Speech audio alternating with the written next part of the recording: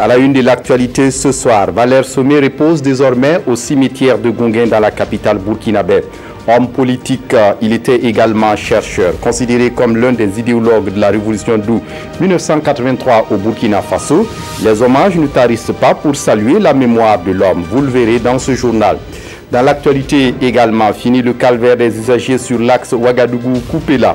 Le pont de Kougri vient d'être réhabilité. L'ancien ouvrage, construit depuis les années 1940, présentait des signes d'essoufflement et un danger pour les usagers. Mesdames, Messieurs, bonsoir. Ravi de vous retrouver.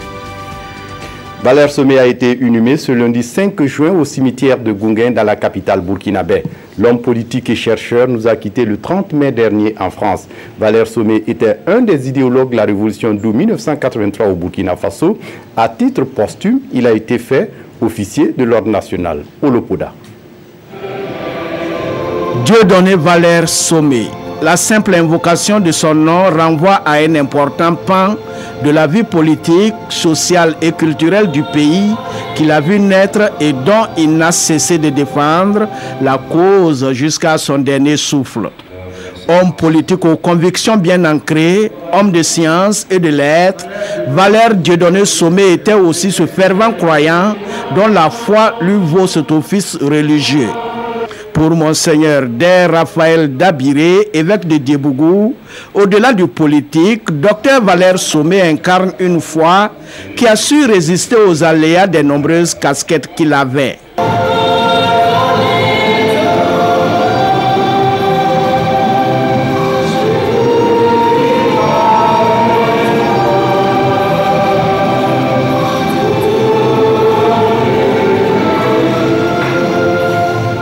La douleur et la tristesse sont indicibles, avec pour socle la foi, sa famille, ses compagnons politiques et ses amis se recueillent dans le silence. En politique, c'est quelqu'un qui a vécu avec ses convictions. Il s'est battu jusqu'à la fin en étant égal à lui-même. Nous sommes venus le souhaiter un bon départ et souhaiter qu'il repose en paix. Et nous savons que tout ce qu'il a pu s'aimer dans ce domaine continue à produire des effets. Parce que même si on n'est pas là, les idées demeurent. Pour la famille, c'est certes un grand vide, mais les valeurs promises par Valère guideront à jamais leur pas. Valère Somé, c'est aussi une notoriété qui transcende les frontières.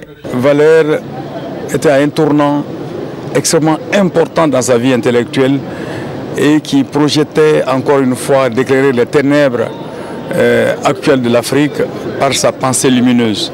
Hélas, il a été fauché. Je venais témoigner que Valère n'est pas que burkinabé. Valère africain.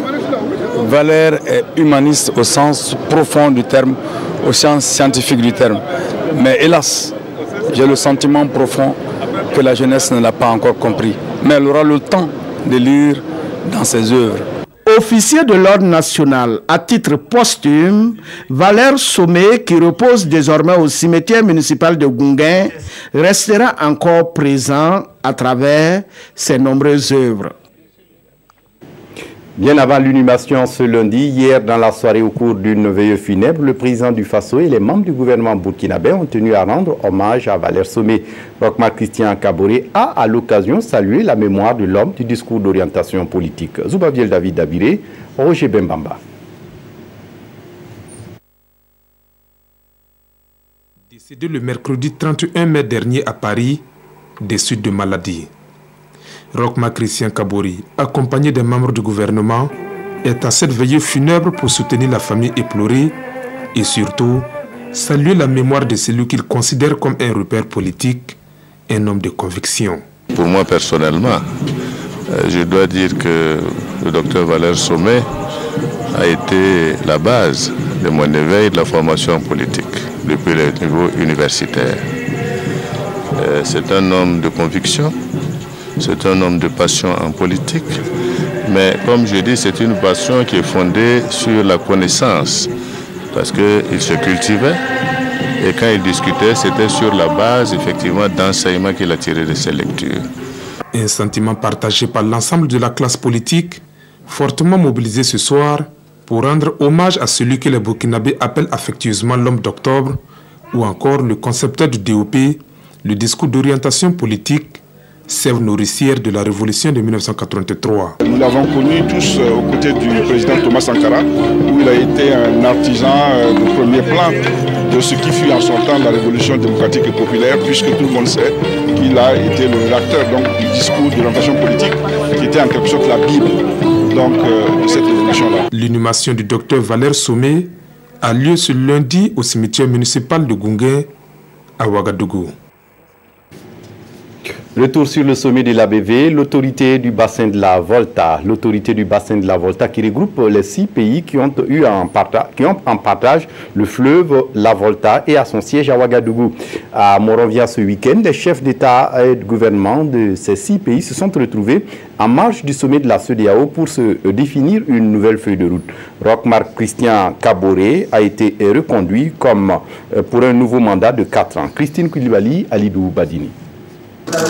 Lorsqu'en 2007, les chefs d'État des 6 pays ayant en partage la Volta créaient l'autorité du bassin de la Volta ABV, leur ambition était clairement affichée. Créer un cadre institutionnel pour bien gérer ce pan de leur communauté de destin. 10 ans après, l'heure est au bilan. Au titre des acquis, nous citerons notamment différents renforcements, dont le renforcement de la connaissance des ressources en eau, le renforcement des capacités des services hydrologiques nationaux et à travers notamment l'observatoire qui a été mis en place pour notre institution.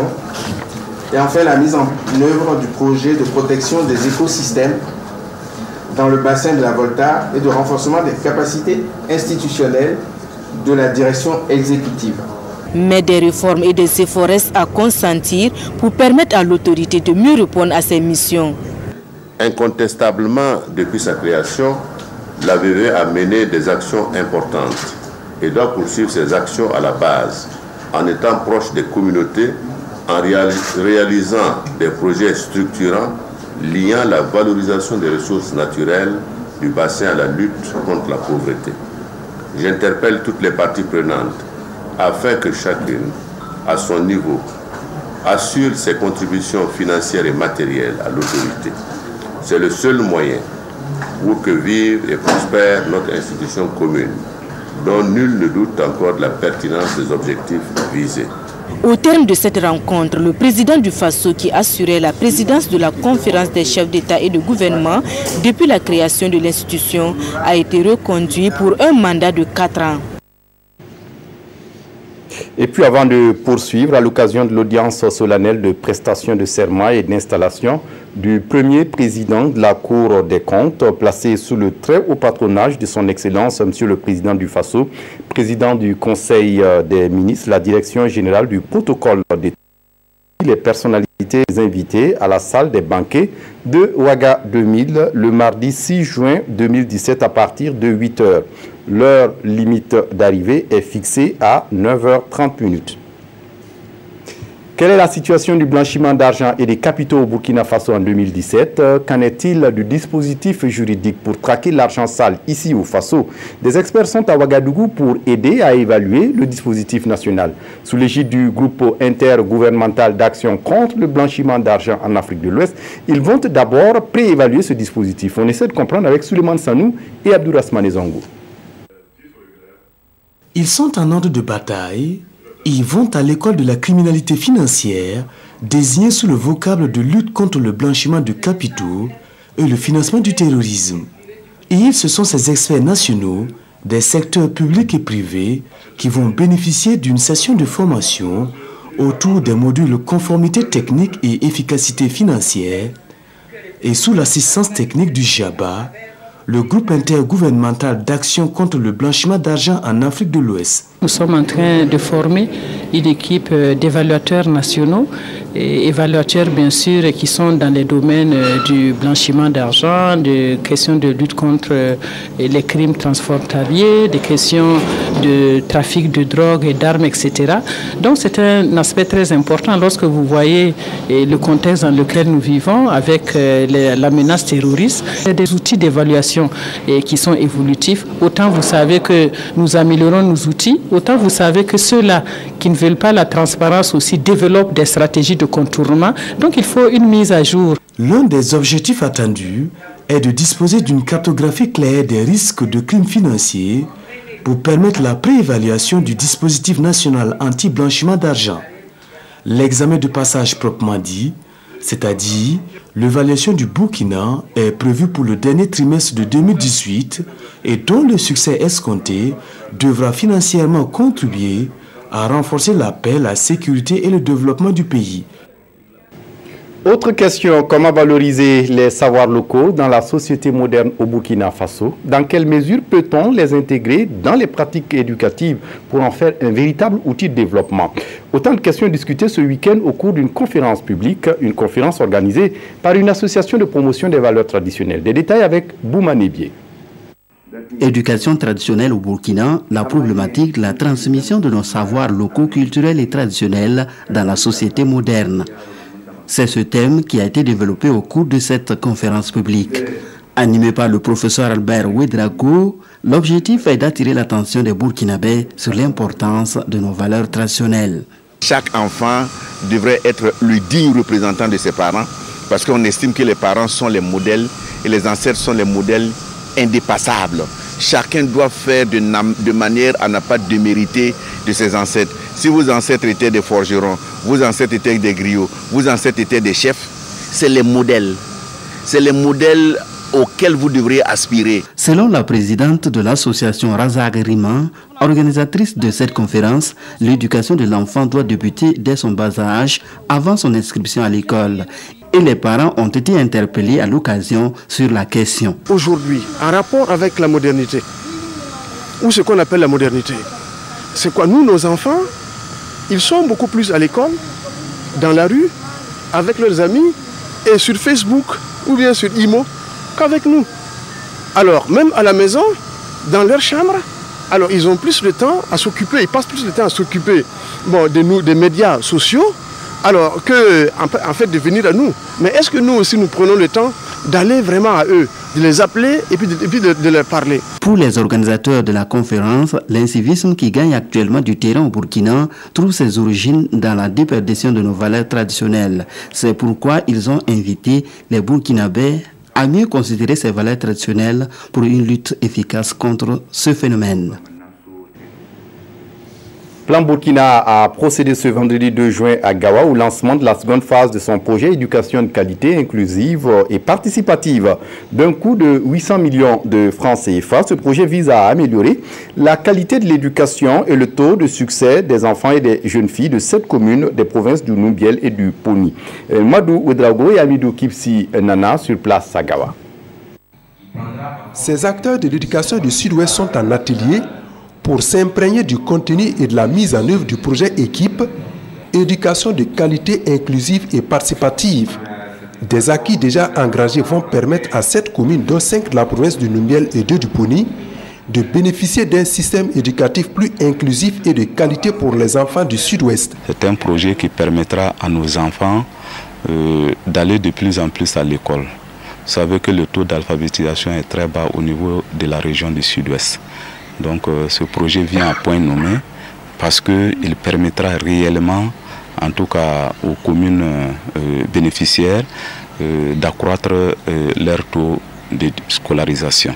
Avec les expériences déjà acquises, les acteurs de développement sont appelés à multiplier les efforts pour la réussite du projet équipe phase 2. Je voudrais une fois de plus vous exhorter, chacun et chacune, à multiplier les efforts pour qu'ensemble, nous puissions, à partir des leçons tirées de la première expérience, donner beaucoup plus de chance à la seconde phase en termes de consolidation et aussi en termes d'atteinte d'un système éducatif plus inclusif et de qualité pour tous les enfants de la région du Sud-Ouest. Financé par le gouvernement de l'Irlande à travers son programme Irish Aid, la mise en œuvre du projet équipe va mobiliser plus de 800 millions de francs CFA pendant 5 ans. Le Burkina Faso, la Guinée-Conakry et la Guinée-Bissau sont les 3 pays africains bénéficiaires du projet éducation de qualité inclusive et participative équipe. Et puis on s'arrête sur le portrait de cet ancien élève du lycée professionnel de Bobo-Dioulasso. Après son bac et faute de pouvoir poursuivre des études universitaires, il s'installe à son propre compte pour faire la soudure. Un exemple de réussite d'intégration que nous relate Karim Sissé sur place à Bobo-Dioulasso. Avec son bac professionnel en structure métallique obtenu en 2013, Bamoussa Soulaman nourrissait le rêve de continuer ses études universitaires à l'université Nazi Boni de Bobo-Dioulasso. Un rêve qui a vite tourné au cours car il échoue au test de recrutement des étudiants en génie mécanique et productif. Au début, sincèrement, ça n'a pas été facile pour moi parce que vraiment, je rêvais vraiment pouvoir faire, même si c'est une année scolaire d'université. Donc quand j'ai refait le test une deuxième fois, malheureusement encore ça n'a pas donné. C'est là que j'ai pris ma décision maintenant. J'ai dit bon, tout ce que c'est bon. Si vous voyez que je ne suis pas retenu, peut-être Dieu a un autre plan pour moi. Et ce plan, Bamoussa Soulaman le saisit ici, dans l'atelier de Sunkalo Siri. Un ancien aventurier qui a décidé de rentrer au Bercail. J'ai souffert beaucoup, pas mal, donc de l'aventure. Et j'ai vu que dans notre pays, il y a plein de choses qu'on peut profiter de ça pour que les jeunes peuvent avoir leur vie sans tenter de se mettre sur le chemin de l'aventure. Tout comme ce jeune garçon, ils sont aujourd'hui au nombre de 12, les anciens élèves issus des établissements techniques de la ville de Sia, à se retrouver ici pour des formations. Sous l'œil vigilant de leur patron, ils fabriquent des machines concasseurs. Avant, j'ai eu à travailler, par exemple, dans les bacs d'attente, la tuyauterie un peu. Voilà, mais les machines, je n'avais pas eu l'occasion, la chance de m'exprimer dans ce domaine-là. Bon, aujourd'hui, Dieu merci, en tout cas, j'ai une idée sur comment réaliser une machine. C'est seulement dans le travail, je peux dire, c'est l'un de mon pion vraiment que je compte beaucoup sur lui. Il se donne au travail, il connaît son métier et je vois que c'est quelqu'un qui est vraiment prêt à travailler et à atteindre son but. Malgré tous ces compliments, Bamoussa Soulaman ambitionne redoubler d'efforts dans le travail. Pour lui, c'est la seule voie qui lui permettra aussi d'être un jour employeur en soudure métallique et de donner la chance à d'autres jeunes. Dans l'actualité ce soir, le pont de Kougri sur l'axe Ouagadougou-Koupela est désormais ouvert à la circulation. Les travaux de réhabilitation sont achevés après 24 mois. Avant ces travaux, c'était un calvaire pour les usagers de la nationale numéro 4. Vincent Tiendrebeo. Un nouveau pont de franchissement sur le fleuve Nakambé à Kougri sur l'axe Ouagadougou-Koupela. L'ouvrage a été réalisé pour s'adapter à l'importance du trafic routier sur le corridor Ouaga-Lomé via Saint-Cancé. Il devrait permettre une circulation plus fluide et plus sécurisée à ce niveau du tronçon. Et pour ce faire, les ingénieurs semblent n'avoir pas lésiné sur les moyens techniques. C'est un pont qui est sur des pieux, sur une fondation profonde de 18 mètres, donc sur des piles. C'est un pont moderne, c'est un pont plus large, c'est un pont qui est plus stable aussi, c'est un pont plus solide qui peut maintenir le trafic d'aujourd'hui. C'est le ministre des Infrastructures qui a inauguré l'ouvrage, accompagné de son collègue de la Santé. En visitant le pont, Éric Bougouma s'est montré satisfait de la qualité de sa réalisation. Le pont qui était là avait des insuffisances structurelles, des insuffisances hydrauliques, des insuffisances géométriques également, qui font qu'il représentait un danger pour tout le monde. Celui qui a été fait est un pont, comme vous le voyez, hein, il est non seulement beau à regarder, mais il semble en tout cas très solide, il est très solide. Ceci grâce à la Banque africaine de développement qui accompagne le gouvernement burkinabé dans sa politique de désenclavement. Au gros ouvrage, les grands moyens. Près de 2 milliards de francs CFA sont investis dans la construction de ce pont. Mais les ingénieurs assurent qu'il doit durer 100 ans. Apporter une plus-value à la filière bétail-viande, cela passe par la transformation dans le respect des normes de qualité. Des normes de production de la viande et des produits carnés sont disponibles pour les acteurs de la filière et pour répondre aux besoins des consommateurs en termes de sécurité sanitaire.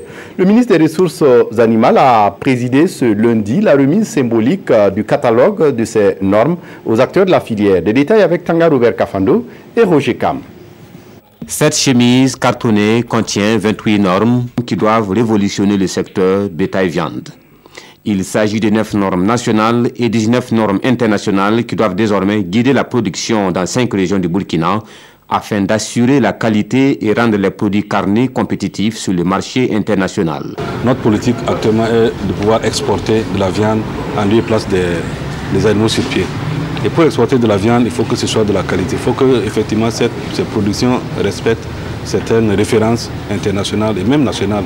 Donc je pense qu'avec les acteurs, avec leur compréhension et l'accompagnement des partenaires, effectivement beaucoup de choses vont changer pour que nous ayons des produits de qualité. Et sur le terrain, ce sont des actions d'assainissement et de modernisation qui seront entreprises par le PCSA, le programme de croissance économique du secteur agricole dans sa composante bétail-viande. Pour permettre que les produits soient de qualité, nous avons un certain nombre d'abattoirs modernes que nous sommes en train donc de réaliser ou bien que nous sommes en train de finaliser les études. Je prends pour exemple celui de Tinkodgo qui est en voie donc de réalisation, qui est en tout cas à un niveau satisfaisant. Nous avons l'abattoir donc de Fada où nous avons réceptionné l'étude et qui va coûter près d'1,5 milliard. Nous avons celui de Poutenga. Et pour que ces normes soient effectivement suivies, les responsables du projet et du département envisagent une large campagne de communication afin de changer les habitudes de production et aiguiser également la vigilance des consommateurs. Et puis Nasmode, un centre de formation en coupe, couture, modélisme et esthétique et maquillage, vient de mettre sa dernière cuvée sur le marché de l'emploi. Ce vendredi 2 juin, le centre a organisé une cérémonie qui consacre la fin de formation. Ce fut l'occasion d'une grande fête. Zoubaviel David Abiré. Ces 70 élèves modélistes, stylistes, esthéticiennes et coiffeuses sont désormais prêtes à voler de leurs propres ailes. Durant 2 ou 3 années de formation selon les filières, elles se sont formées sur leur métier d'avenir. Aujourd'hui, elles obtiennent leur certificat de fin de formation au centre professionnel Nasmode. C'est une joie pour moi de voir que des filles qui sont venues avec des niveaux 0 dans la formation de leur métier sortent avec des connaissances et que je sais qu'ils peuvent avoir un emploi et peuvent compétir sur le marché. Vraiment, c'est un grand plaisir. Cette sortie de promotion de la session 2017 aura été riche en couleurs. Devant autorités, parents et amis, les filles démontrent le fruit de leurs années d'apprentissage. Dans les cérémonies de mariage, dans les soirées également, les sorties, je la porte de l'ordre des prières, les cérémonies Nasmode. Je vous adore, merci. Et pendant nature.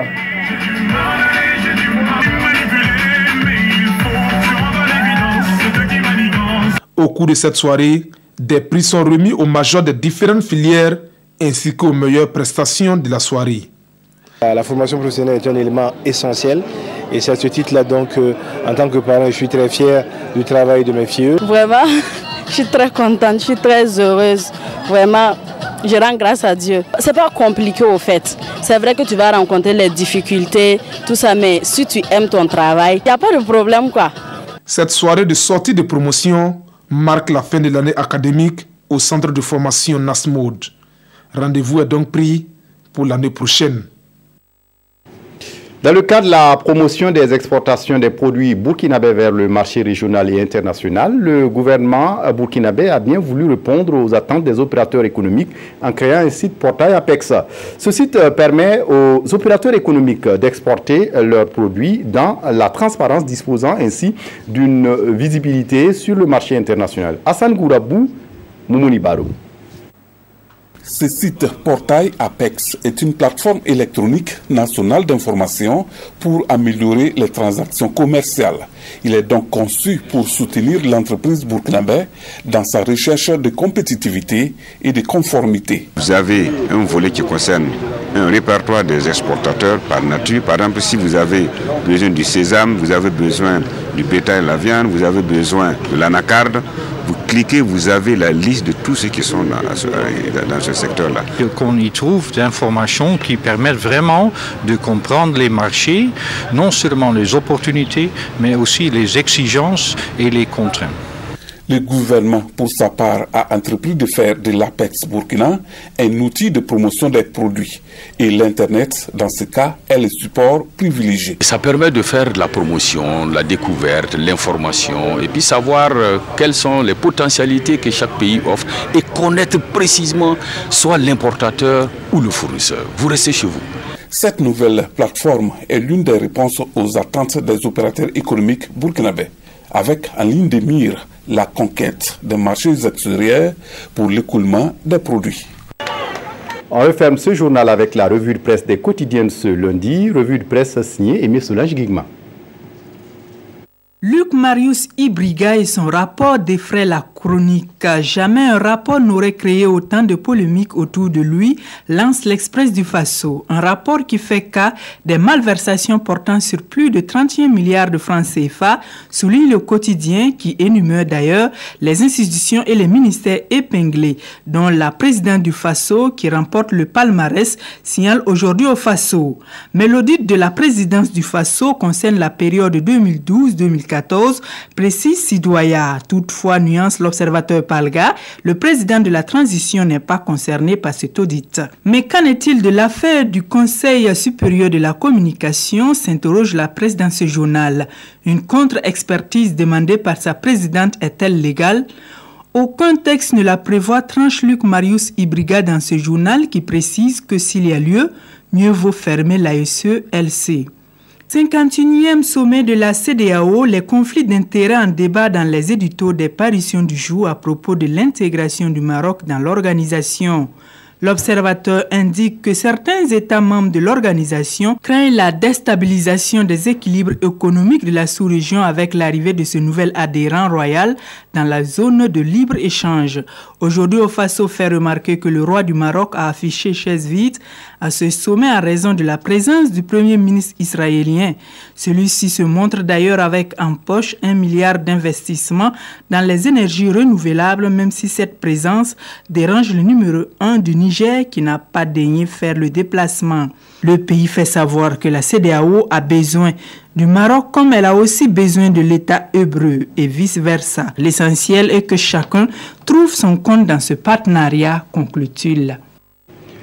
On se quitte sur des images de sport. Le président du Faso rend visite aux étalons en début de soirée. Rochmar Christian Kaboré a été l'hôte de l'équipe nationale. Une rencontre qui a pour objet de montrer l'intérêt des Burkinabés partout, que nos ambassadeurs font le plaisir de défendre la cohésion nationale. Image signée Paul David Bambara et commentaire de Lassina Sawadgo. Il est 18h45 lorsque le président du Faso arrive dans l'entrée du stade du 4 août. À ses côtés, le président de la Fédération burkinabé de football et le ministre des Sports et Loisirs. Un fait inédit puisqu'habituellement, ce sont les étalons qui rejoignent le locataire du palais de Kossiam. Une visite pleine de symboles que Rochmar Christian Kaboré a voulu pour encourager le groupe. Je suis venu vraiment les encourager. Et dire qu'ils ont tout le soutien du peuple burkinabé, du gouvernement burkinabé. L'an passé déjà, ils nous ont fait beaucoup rêver. Nous étions au bord de la réussite, ce qui signifie que véritablement, les étalons n'ont pas à prendre des autres. Et je crois que notre prestation à la Coupe d'Afrique a montré que nous étions appréciés pour la qualité du jeu, la simplicité, la cohésion de l'équipe. Et j'ai demandé à ce que nous puissions garder ces qualités-là, parce que ce que nous avons fait hier, nous pouvons le répéter et peut-être même aller plus loin. Un stade du 4 août qui a besoin de toilettage pour se mettre aux normes internationales. On va regarder un peu ce que nous pouvons faire dans ce sens pour améliorer la qualité de notre stade. Parce que nous allons chez les autres. Donc nous aussi, on doit donner une certaine image de ce que doit être le Burkina en matière de football. Le président de la fédération aussi à ma droite. Je leur ai demandé tout à l'heure s'il y a l'argent pour faire les choses normalement. Bon, ils m'ont rassuré qu'il n'y a pas de problème. Donc, le nerf de la guerre. On verra comment. En tout cas, on va regarder ces questions qui sont importantes, comme vous l'avez souligné, et faire le maximum pour que véritablement on sente que l'engouement que les Burkinabés ont pour le football est suivi sur le plan des infrastructures. Une pression pour les étalons qui savent ce qu'il leur reste à faire. C'est une première pour nous. Et depuis la CAN, il y a un grand soutien de la part du président.